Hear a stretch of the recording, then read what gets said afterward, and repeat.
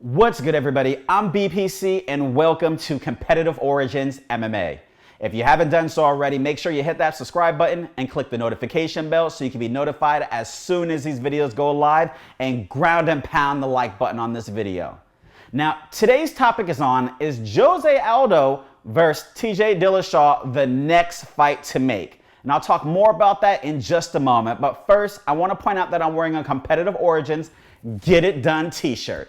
And you can get it done at competitiveorigins.com.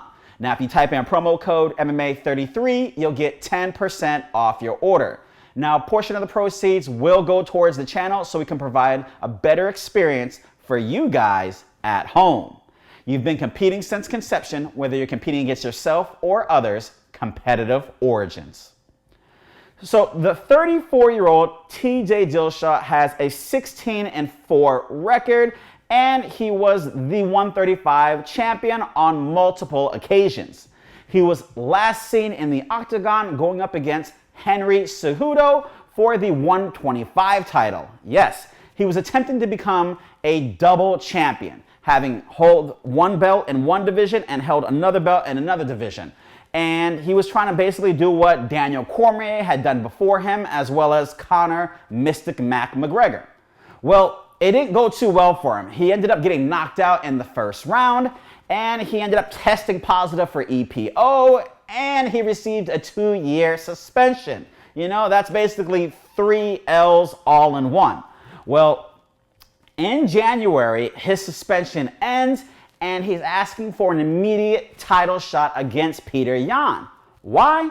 Because he feels he didn't lose his belt, and therefore he's the uncrowned king, the uncrowned champion of the 135 division. He says Petr Yan beat an 0-2 Jose Aldo. Now, Jose is, 145 royalty. But at 135, yes, he had only 2 fights at that time, and he did have 2 losses on his record. Now, as far as getting that next title shot, I'm not quite sure on that, because Petr Yan is supposed to face Aljamain Sterling.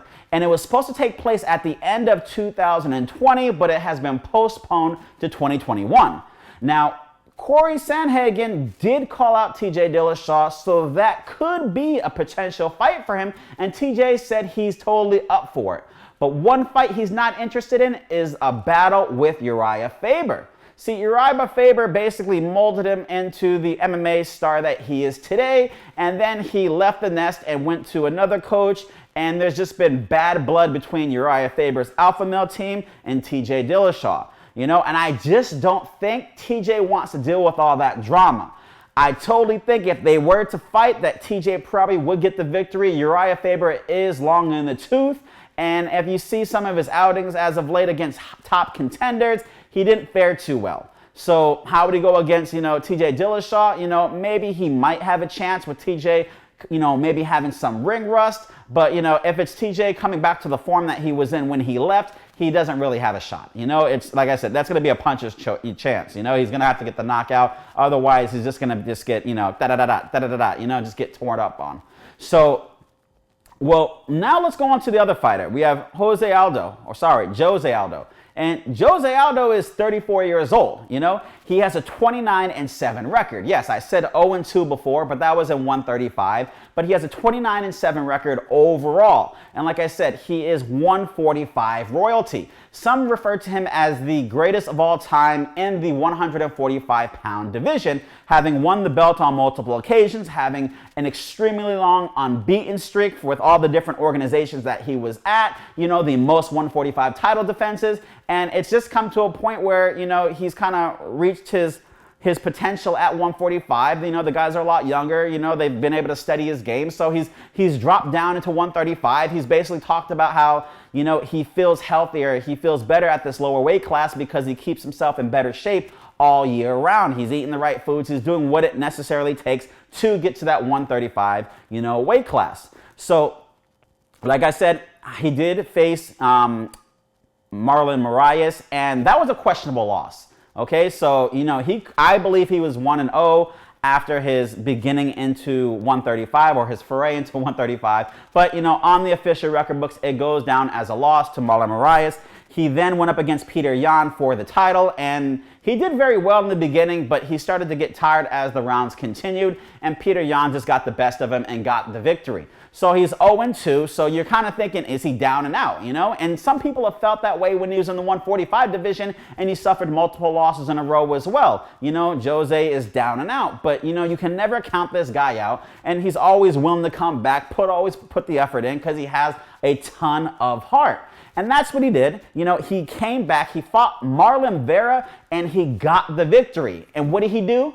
He called out TJ Dillashaw. That's right. He called him out and he said, hey, he's, you know, a champion. You know, he acknowledged basically his accomplishments that TJ has been able to, you know, conceive, you know, in the octagon. And he also basically said, hey, at the end of the day, he made a mistake. Right? So he wants to fight him, and I totally understand it. It makes perfect sense for him to call out TJ. TJ's been inactive for 2 years, so maybe there's a little bit of ring rust in there. Maybe the mental, you know, the mental capacity isn't quite there yet, you know, as far as getting his confidence there. So maybe this is the perfect time to get a victory over him. Plus, if he gets a victory over him, he still looks like a contender. You know, his most recent fight was against a ranked fighter, but he was a very low-ranked fighter. To get a victory over a former champion in that division, while he's still young and ready to compete for the title, looks very, very good on his resume. So it was perfect strategy for him to call out TJ.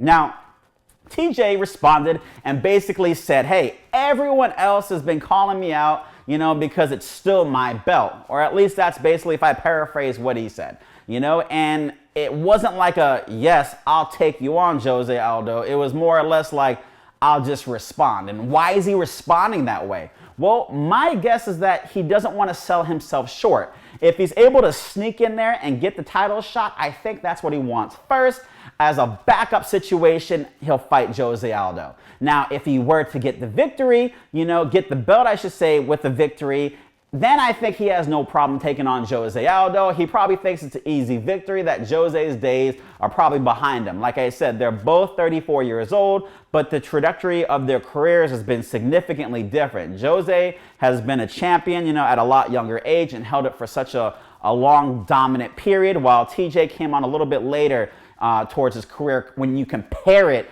to Jose Aldo. Now, go into the comment section below. Let me know what you think about, you know, TJ going up against Jose Aldo. Do you think this fight will actually happen? And do you think it will happen before the belt or after the belt? You know, what do you think is going to happen? Also, what do you think about the Corey Sandhagen call out and about him going up against Uriah Faber? You know, TJ has a lot of options on his plate. You know, I definitely like the Jose Aldo fight. You can never count him out. I would say the favorite probably would be TJ Dillashaw, but you know, at the end of the day, you can never count out Jose Aldo. So let me know in the comment section below. Please check it out. I'm BPC. Thank you guys for tuning in, and don't forget to go to competitiveorigins.com. Type in promo code MMA33. Have a great day.